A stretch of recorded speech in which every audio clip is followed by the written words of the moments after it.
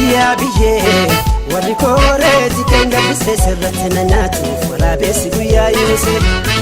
Ya biya bineensi nimsee halalaan saasaba jibban beeyne tokkokkee ofitti maakaasa.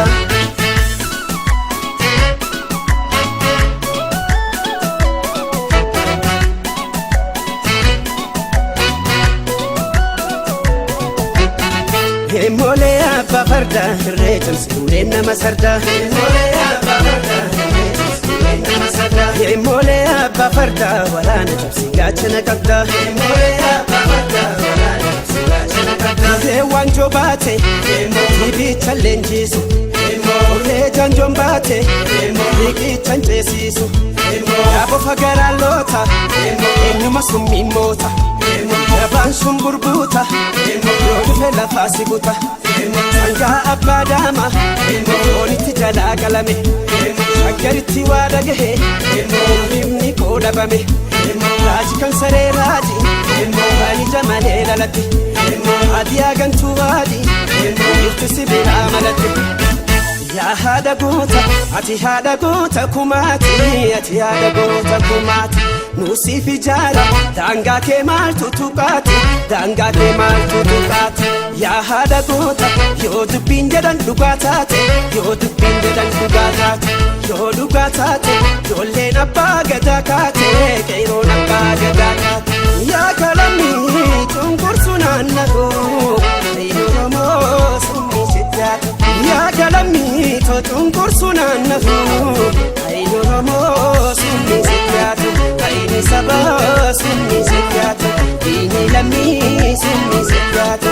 Aini Oromoo summi sittaate.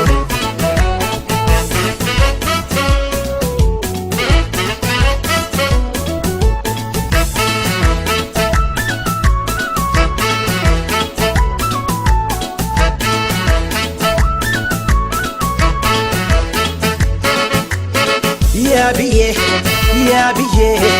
warri koreeti kenga bise sirratti na nyaatuuf waraabessi guyyaa yuuse. Ya biya bineensi nimsee halalaan saasaba jibban beeyne tokkokkee ofitti maakaasa.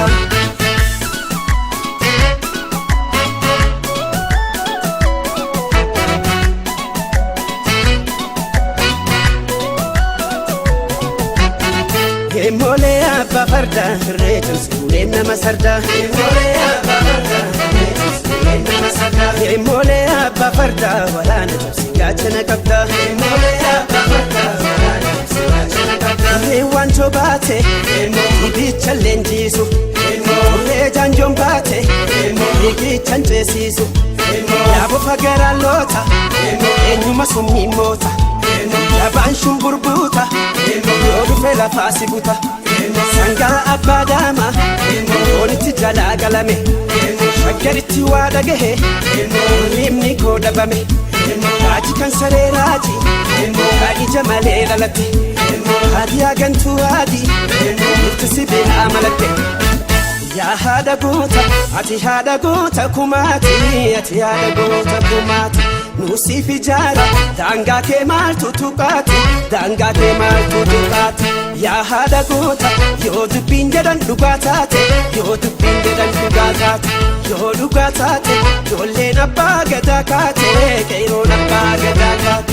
Yaa kalamii cunqursu naannagoo Oromoo summi sittaate.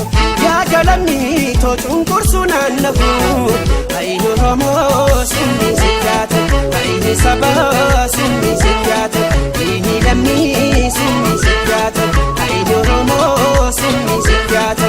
Yaa kalamii cunqursu naannagoo Aini Oromoo summi sittaate. Yaa kalamii cunqursu naannagoo Aini Oromoo summi sittaate.